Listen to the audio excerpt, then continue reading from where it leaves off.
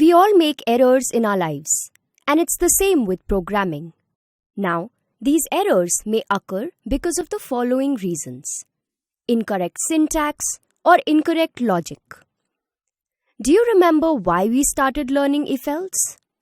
We did it because we did not want to divide two values if the denominator was 0. But why did we want to avoid the situation? Because dividing a number by 0 would have given an error, right? Similarly, do you remember when we tried to add an element to an array, it gave an error?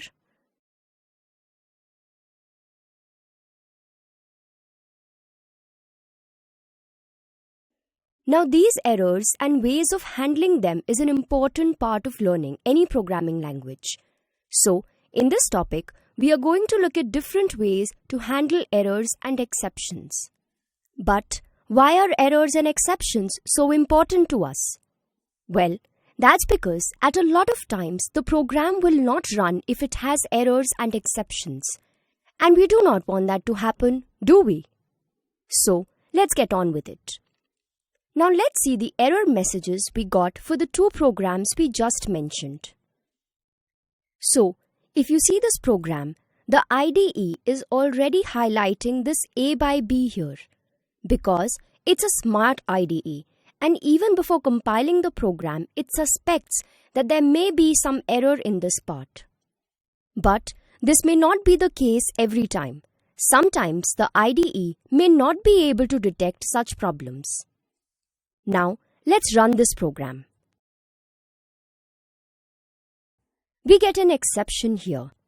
As the IDE says, it is the java.lang.arithmetic exception. Now let's look at the second program. So here we are trying to add an element to this array.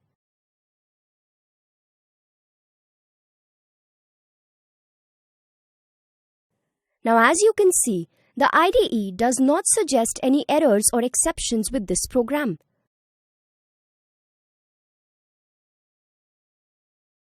Now let's run the program. So, the IDE now throws an array index out of bounds exception. Now, if you see here, the IDE tells us the file and line at which the exception occurs. If you click on this blue text, it will place the cursor at the line which has the exception. So, we saw two exceptions. But remember, we mentioned two words, errors and exceptions. So let's look at what they are and the differences between them. An error is a serious problem that does not let a program run, while an exception indicates conditions that may or may not let the program run based on the execution of the program. So, if the program runs and even if it shows some message here in the run window, it is an exception. But when your code will have some error, the program will not run and will never reach the run window. Instead, the errors will appear here in the messages window. So, we have already seen examples of exceptions, but now let us look at an example of an error. So here, we have declared a variable and written a print statement to print its value. If you see, this red line appears here which suggests a compilation error. Why a compilation error? Because the IDE is suggesting that if we try to run this program, an error will occur during compilation itself and the program will not run. But still, let's see for ourselves. So we run this program and if you see, the IDE does not take us to the run window, but instead takes us to this messages window and shows the error that occurred. So that was about the difference between exceptions and errors. Now, remember we said that a program may or may not run when there are exceptions. Let's see what we meant by that. So, let's go back to this program and see if we can print one of the values of this array before we add an element.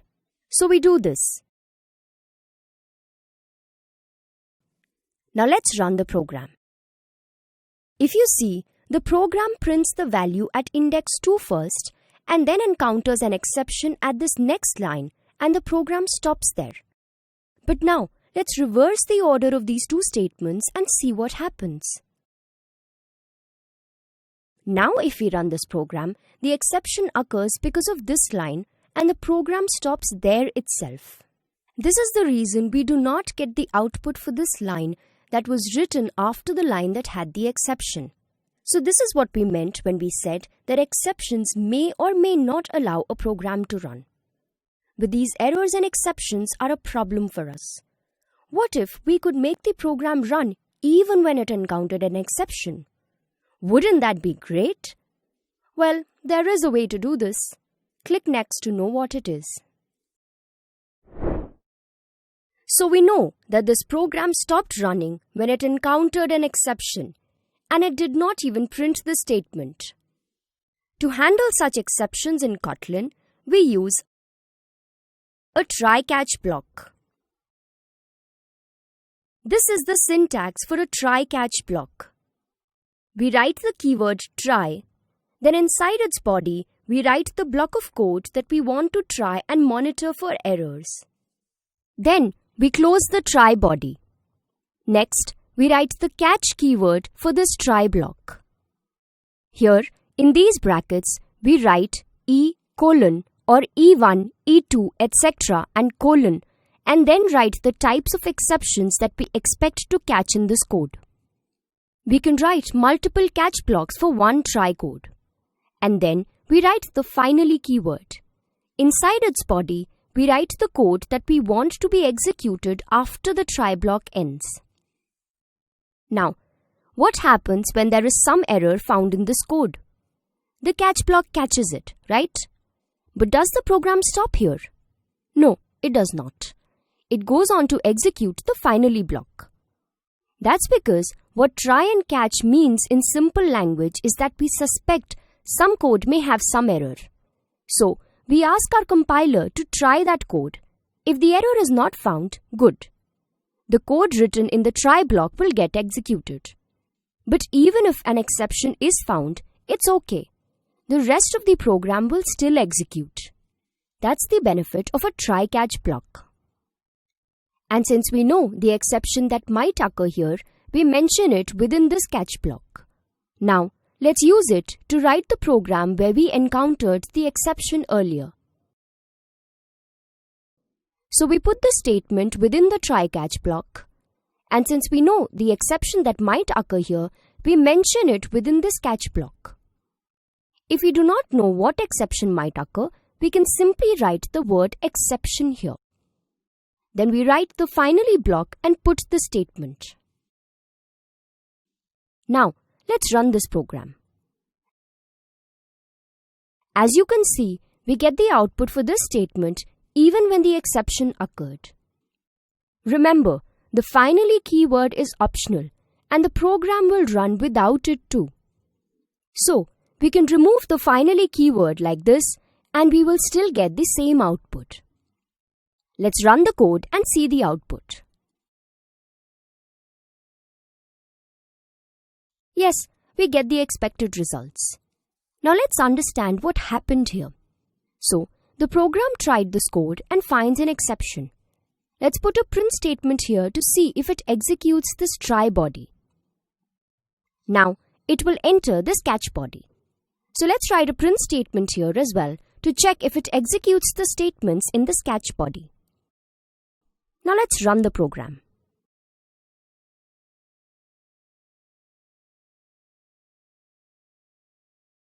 So as you can see, the print statement we put in the try body does not get executed since there was an exception there, while catch body got executed and hence the statement gets printed. This means that the try-catch block prevents the exception from stopping the execution of a program. So that was all about the try-catch block. Click next to learn more about error handling. So, we have looked at two types of exceptions till now, the arithmetic exception and the array index out of bounds exception. Now there is one more exception that is very common while developing Android applications, and that is the null pointer exception or NPE. They are popularly known as billion-dollar mistakes. Well, that's because the null pointer exceptions are the most commonly occurring bugs in programs, and the time spent in resolving them is worth billions of dollars. So first let's ask the question, what is a null pointer exception? Well, a null pointer exception occurs when the compiler expects a value for a variable but instead gets null. That is, it does not get any value. Now you must be wondering that we haven't encountered such an exception till now. So where and when does it exactly occur? Okay, so let's say you are making an Android app and you fetch some data from the internet to be stored in a variable. Now let's say the internet connection got weak or some other problem occurred and your program did not get that value. In this case, the variable will have the value null. Now let's say as the next step, you were going to print this value for the user. And since you did not receive any value, the print statement will not print anything. And this will be because of a null pointer exception. Now let's see how we can define a null variable. So, we can define a null variable like this.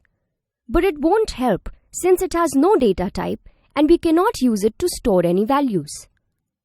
Now, let's see how we can define a null variable which has some data type and which will be used to take some input from the user. So here, we are declaring this string variable called null value as null. Now if you see, the IDE has underlined this with red, telling us that there is a compilation error in this and that we cannot define a string as null. Now, to remove this error, we use the null safety operator, which is a question mark. We use this operator after the data type of the variable like this to declare any variable as null. If you see, we get the output as null. Now why do we use a null safety operator? Well, a null safety operator tells the compiler that a particular variable may have a null value at some point of time. It is used to declare variables when we are not sure if that variable will have a value or if it could be null. Till now, we have initialized most of the variables in our programs with an initial value. But when we move into Android development, this may not be the case. At a lot of times, we will have variables whose values will be unknown and they will have a tendency to be null. Therefore, to avoid a null pointer exception, we will declare these variables using the null safety operator. Now if we want to use functions like index of or length on such strings that are declared using the null safety operator, we will not use the dot operator, but we will use the functions like this. For this case, if we use the length function on this string which is null, the result will be null. Let's look at the result. Yes, the length is null for this string. Now let's see what happens when we do not use this operator but use only the dot operator for this function. As expected, we get an error. Now let's hover over this to see the error that the IDE is telling us. So, the error message says, only safe or non-null asserted calls are allowed on a nullable receiver of type string. This means that whenever we have a nullable receiver, that is, a variable whose values can be null, we can use only a safe call, which is this, or we can use a non-null asserted call. Now, let's use the non-null asserted call here and run this program.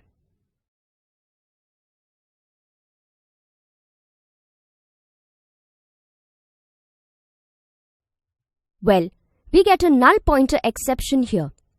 But why did that happen? Well, that's because a non-null asserted call forces the IDE to give an output that is not null, and therefore the program crashes. We will not deal with non-null asserted call operator, so if you don't understand much, that's okay. Therefore, we recommend that you use the safe call instead of the non-null asserted call whenever dealing with nullable variables. So what we have seen is that when we use the safe call on some variable which has a null value, we get the output as null. But what if we want to print something else for the user when the output is null? It could be a message, or we can set some default value instead of printing null. Let's see how we can do that. So, we use the else operator for this. It allows us to set a default value when the output of a safe call is null. Let's go back to this program and learn how to use the else operator. So here, after we use the function with the safe call, we put the else operator and then in double quotes we give the message that we want to print. So how this works is that this statement tells the compiler that if the length of this string has some value, then print the length, else print this message. Let's look at the result. Okay, so till now we have seen null values in a single variable. But what if there are some null values in an array or a list? Let's say this array has 5 indices and it has null values at index 2 and 4. Now let's say we want to print this array for the users. But we do not want to print the null elements in this array. How can we do this? So we use the filter not null function for this. Let's declare an immutable list and an array list here, and then print these without the null values.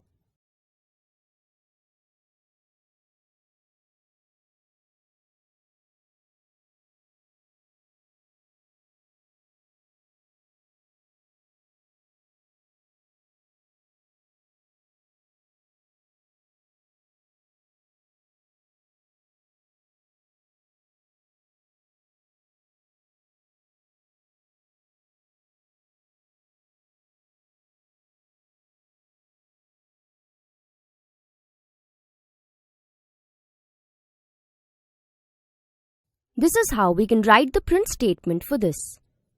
So we write the message that we want to print, then we use the string template to print the values of this array. Now since we want to remove the null values, we use this function along with the array name. Now let's look at the output. Yes, we only get the non-null values of the list and the array list. So that was all about handling errors and exceptions. Click next whenever you are ready.